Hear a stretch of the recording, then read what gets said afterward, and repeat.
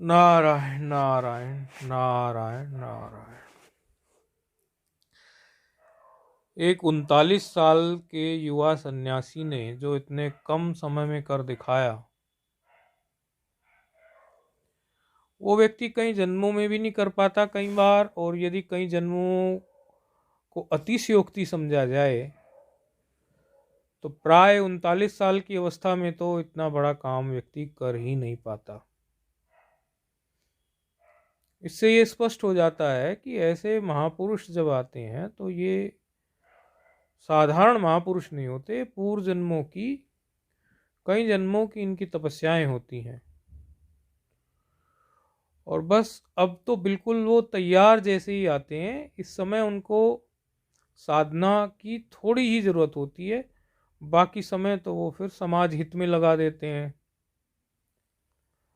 और साधना की जो उनकी थोड़ी बहुत जरूरत बचती है उसको वो बहुत कम समय में पूरा कर लेते हैं।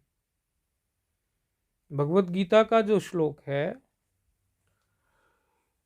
कि योग भ्रष्ट पूर्व में जिसने साधना की हो वो अगले जन्म में फिर साधना करने के लिए सही वातावरण में चल जन्म लेता है।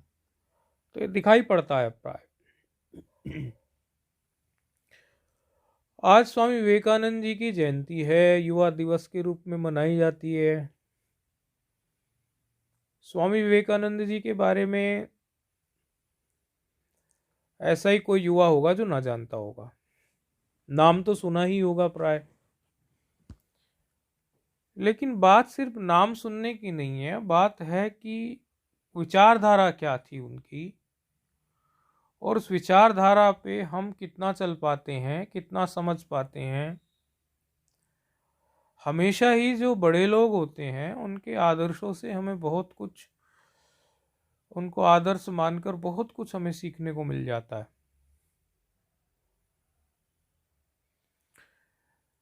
उनकी विचारधारा में कुछ बातें जो हमें बहुत प्रभावित की। वस्तुतः जो भी उन्होंने बोला वो उपनिषदों के आधार से बोला, अपनी हमारे जो स्तोत्र इत्यादि हैं, हमारे जो पौराणिक मान्यताएं हैं, उसी के अनुसार उन्होंने बोला। जो किसी ऋषिकेश में आए और कैलाश आश्रम का भी उनका कुछ संस्कार रहा ऋषिकेश के, तो वहाँ भी अब जब उनका शिकागो का भाषण देखते हैं तो शिकागो के भाषण में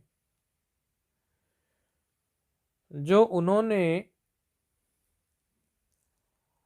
एक छोटा सा श्लोक का अंश सुना के बोला, वहां पर सुनाया, तो शिव महिमन स्तोत्र का था।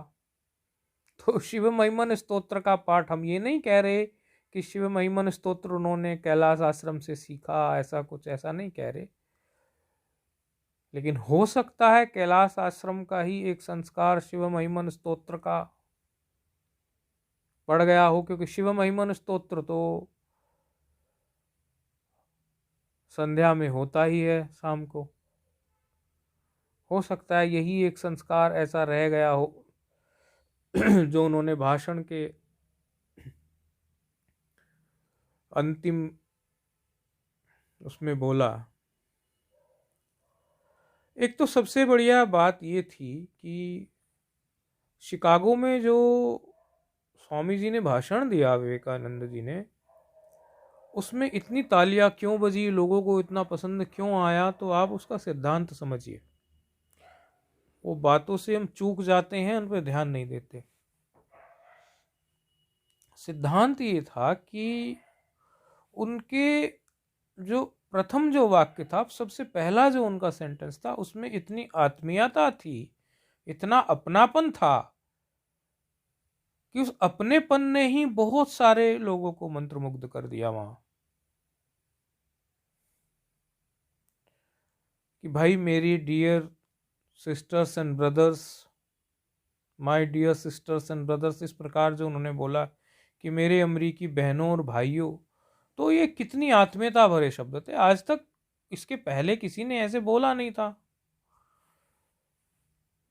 प्राय लोग जेंटलमैन, लेडीज एंड जेंटलमैन, इस तरह की भाषाओं का उपयोग करते आते थे, तो उसमें कोई आत्मीयता नजर नहीं आती। ये भारत का युवा सन्यासी कहता है कि वसुधैव कुटुंबकम के सिद्धांत से मैं बोल रहा हूं, ये भावना अंदर रही कि भाई मेरे अमरीकी बहनों और भाइयों।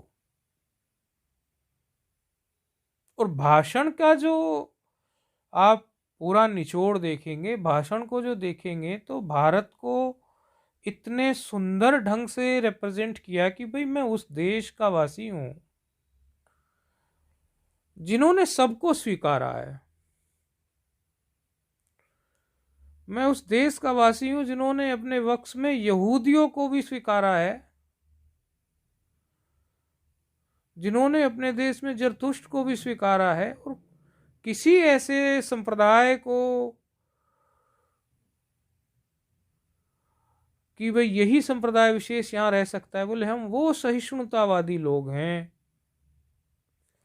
हम वो स्वीकार्य दृष्टि रखने वाले लोग हैं जो अपने सिद्धांत वसुधैव कुटुंबकम से सबको स्वीकार लेते हैं। तो भारत की जो असली पहचान है वो यही तो है कि हम सभी धर्म, संप्रदाय, मत सभी को स्वीकार लेते हैं। आज भी कोई कितना भी अपने संप्रदाय विशेष को लेकर अत्याचार करे, हम तो फिर भी समान दर्जा ही सबको देते हैं। तो ये जो अपनत्व से भरा भाषण था कि सारा का सारा विश्व ही मेरा कुटुंब है, ये वसुधा पूरी मेरा कुटुंब है, इसी से निकलती है ये पंक्ति, मेरे अमरीकी बहनों और भाइयों। और कैलाश आश्रम वाली जो बात हम बता रहे थे शिव महिमन स्तोत्र की, तो उन्होंने कहा कि मैं बचपन से एक श्लोक को गाया करता हूं। बचपन से बोला उन्होंने, वो संस्कार उनको अब कैलाश आश्रम वाला हमें लगता है उनको याद आ गया, उन्होंने बोला बचपन से मैं गाया करता हूं। तो शिव भक्त थे तो शिव महिमन स्तोत्र हो सकता है बचपन से ही गाते रहे हों।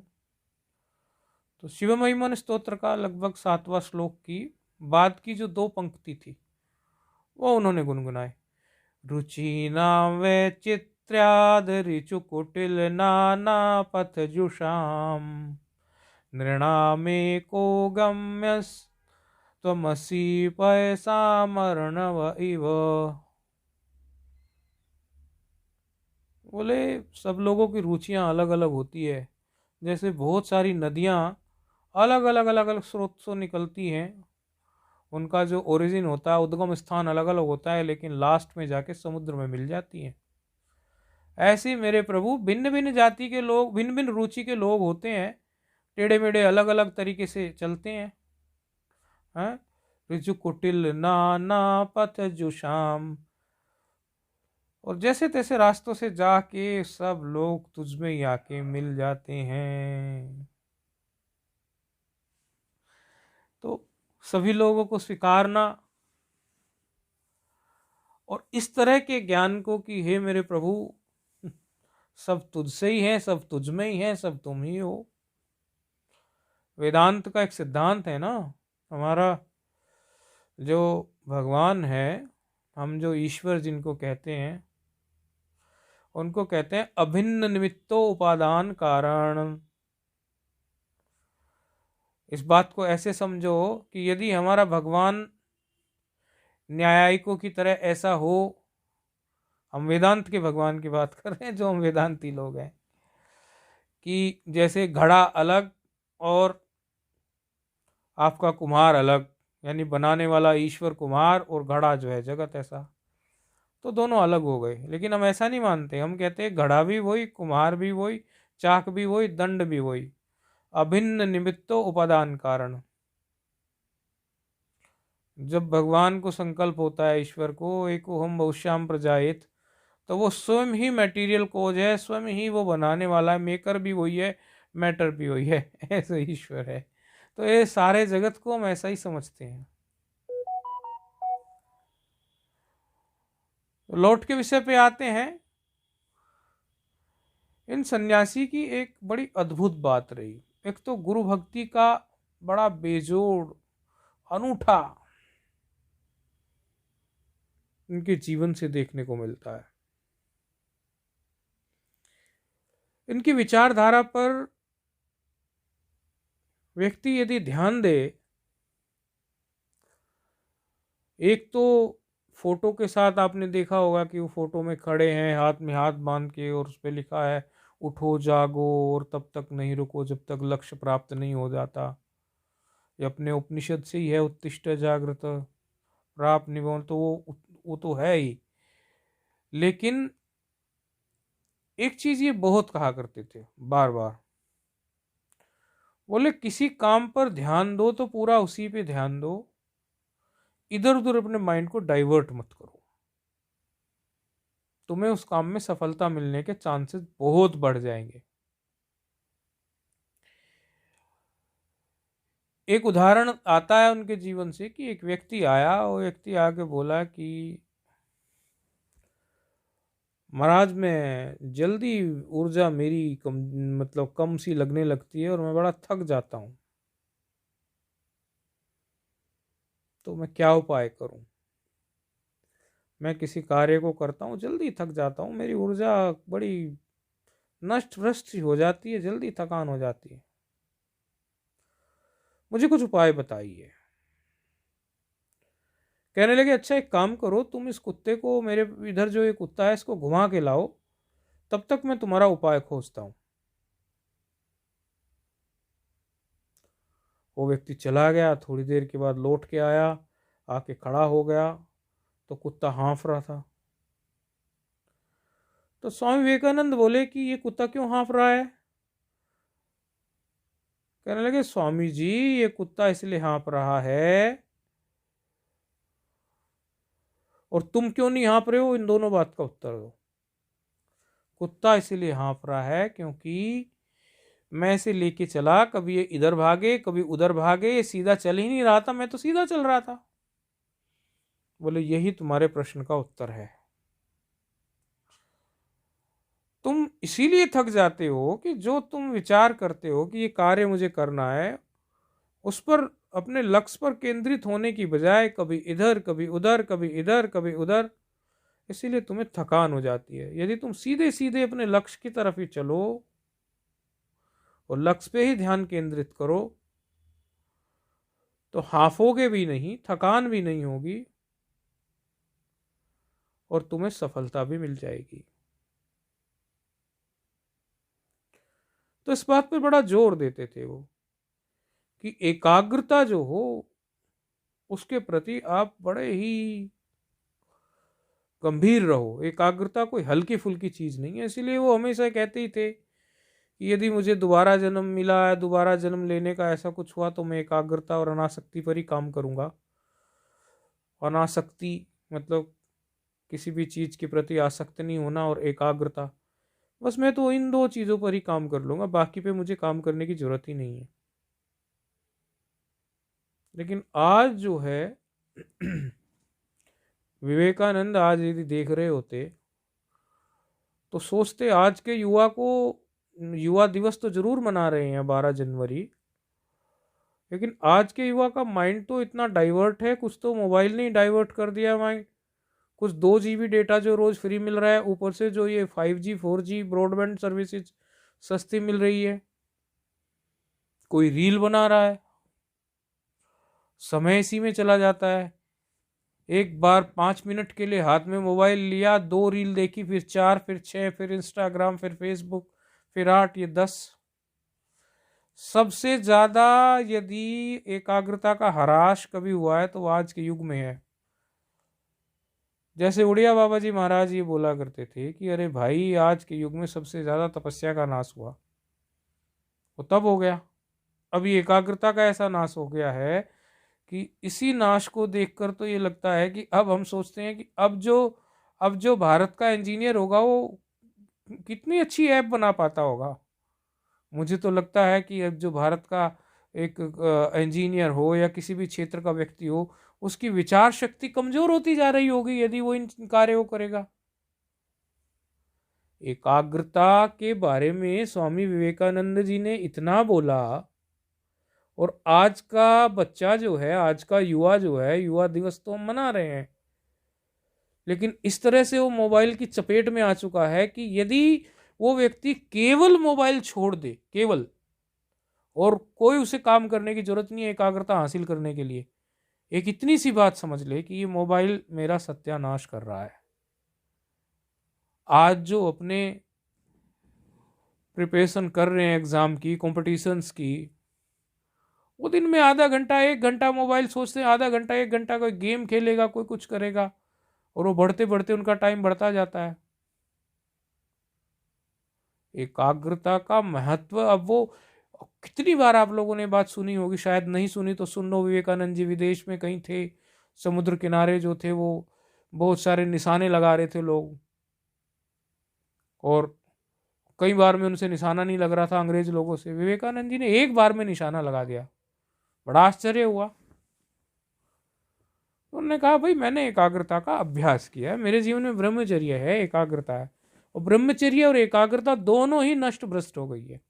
आज युवा दिवस मनाने तो हम चले हैं, और विद्यार्थी हर कोई विवेकानंद का फोटो भी टांग रहा है, लेकिन 2-4 जो मूलभूत बातें हैं वो पकड़ में नहीं आ रही हैं। ब्रह्मचर्य है, एकाग्रता, ये चीज समझ नहीं आ रही है कि ये स्वामी विवेकानंद जी की जड़ थी, जड़, जिन्होंने इन सन्यासी को विश्व प्रसिद्ध बना दिया।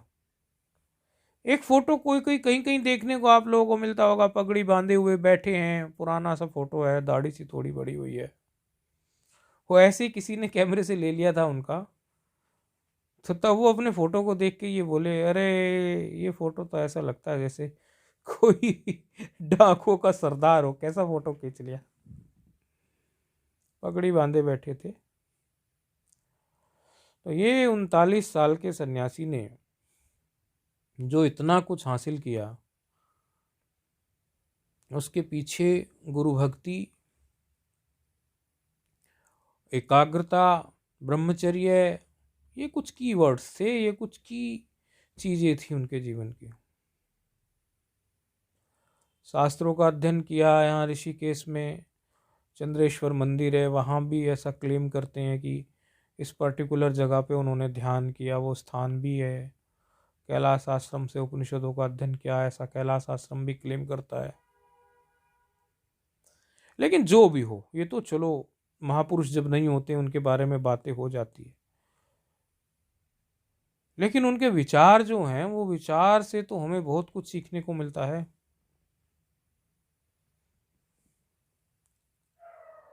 यदि उन विचारों में से हम 2, 4, 6, जैसे होता है कि भाई फलां व्यक्ति ने हरिश्चंद्र का नाटक देखा तो उन्होंने सत्य बोलने की कसम खा ली, इस तरह से जब हम किसी के विचार पढ़ते हैं तो उनमें से कोई एक विचार हमें ऐसा लगता है कि ये हमारे जीवन में उतर जाना चाहिए, तो रील देखने की बजाय, वेब सीरीज देखने की बजाय 1 घंटा यदि आप स्वामी विवेकानंद जी के विचार पढ़ लेंगे तो हो सकता है उनके विचार इस प्रकार अंदर प्रविष्ट कर जाएं कि उनमें से कोई चीज आपकी अपनी बन जाए। और डंके की चोट पे बोलते थे कि जो कुछ भी तुम्हें कमजोर करता हो ना, शारीरिक, बौद्धिक या मानसिक स्तर पर, जहर की तरह छोड़ दो उसको। चिंता करने की जरूरत नहीं है, चिंतन किया करो और नए नए विचारों को जन्म दो। इस सड़े हुए चीजों को लेके बार बार डिप्रेशन में मत जाओ, नए नए विचार लाओ, जो निर्माणकारी विचार हो, कुछ नया निर्माण कर सके, राष्ट्र के प्रति कुछ कर सकें, आपके व्यक्तित्व के प्रति कुछ कर सकें। तो इस तरह जब हम विचार पढ़ना शुरू करते हैं ना किसी महापुरुष के,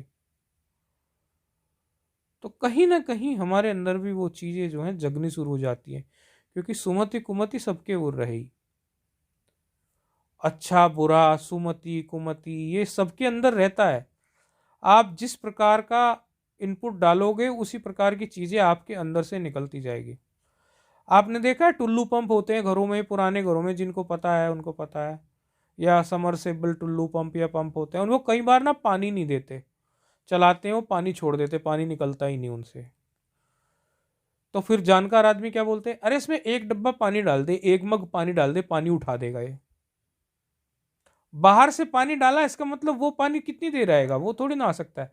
लेकिन बाहर के पानी से थोड़ा सा जो है, जो सांस उसमें रह गया था जिसके कारण पानी ऊपर नहीं चढ़ रहा था, अब वो गैप फिल होके फिर पानी, उसी टुल्लू पंप का पानी बाहर आ गया, उसी सबमर्सिबल का, उसी नल का पानी बाहर आ गया और अब खूब पानी पानी हो गया।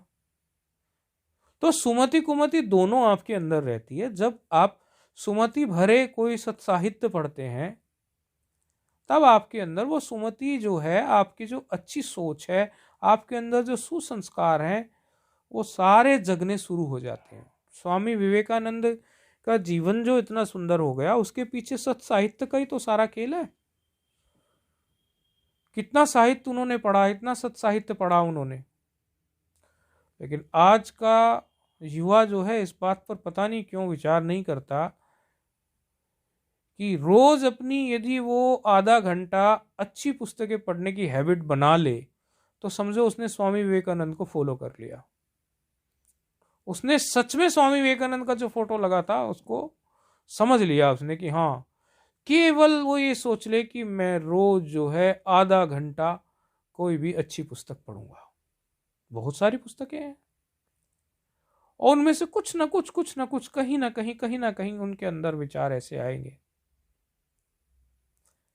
क्योंकि स्वामी विवेकानंद स्वयं ही कहा करते थे कि भाई एक ऐसा विचार आपके जीवन में आ जाए, बहुत बढ़िया, तो उसको पकड़ लो और पकड़ के उस पर काम करना चालू कर दो, उसी के बारे में सोचो, उसी का सपना देखो और उसी के पीछे लग जाओ। तो यदि आज की इतनी सारी बातों में से आपको ये विचार पकड़ में आ जाए कि स्वामी विवेकानंद जी की जयंती पे हम उनको नमन करते हैं, प्रणाम करते हैं, उन महापुरुष को धन्यवाद देते हैं, जो महापुरुष जो है राष्ट्र के प्रति कुछ ना कुछ बोलते गए, कहते गए और युवाओं के लिए अपना जीवन एक आदर्श के रूप में प्रस्तुत किया, तो उनको यदि हम सच्चा नमन करना चाहते हैं तो आज हम ये बात पकड़ लेते हैं कि एक तो निर्भीकतापूर्ण जीवन हम जिएंगे। निर्बलता तो बिल्कुल मृत्यु जैसी है, वो गीता के श्लोकों से बिल्कुल ऐसा ही बोलते थे। और दूसरी बात, हम कोई ना कोई सत साहित्य जो है रोज पढ़ेंगे ताकि हमारे सुंदर व्यक्तित्व का निर्माण हो, सुंदर चरित्र का निर्माण हो। यदि इतनी सी बात हमने कर ली तो इससे एकाग्रता भी आने लगेगी। रोज आधे घंटे का संकल्प ले लिया हमने कि डॉट 30 मिनट्स ओनली, इतना भी सोच लिया तो हमारे जीवन में एकाग्रता भी आने लगेगी, चरित्रता भी आने लगेगी। अच्छी पुस्तकें जब पढ़ेंगे, सत साहित्य जब पढ़ेंगे, घंटों के घंटों रील देखने में निकल जाते हैं, इससे पीछा छूट के आधा घंटा हम क्यों ना सुंदर अच्छे सत साहित्य और पुस्तकों को पढ़ें। स्वामी विवेकानंद जी का जीवन में बहुत कुछ है कहने के लिए, लेकिन यदि हम इतना सा पकड़ ले इसमें से तो हमें लगता है कि हमने सच्चे अर्थों में उनको नमन कर दिया, प्रणाम कर दिया, धन्यवाद दे दिया कि हे मेरे प्रभु, आज मैं स्वामी विवेकानंद को प्रणाम करता हूँ, नमन करता हूँ, हे मेरे ईश्वर, और आज से मैं उनकी तरह जो है अच्छा साहित्य पढ़ा करूँगा और एकाग्रता के बारे में जो इतना वो बोलते थे उस एकाग्रता पर मैं भी ध्यान दूंगा। सच्चरित्रता मेरे जीवन में अवश्य आएगी क्योंकि मैं सत्य साहित्य पढ़ूंगा। सत साहित्य पढ़ने से मेरे जीवन में सच्चरित्रता बनेगी, ब्रह्मचर्य मेरा होगा। बस यही मेरी स्वामी विवेकानंद जी को सच्चा प्रणाम, सच्चा नमन होगा। ओम नारायण नारायण नारायण।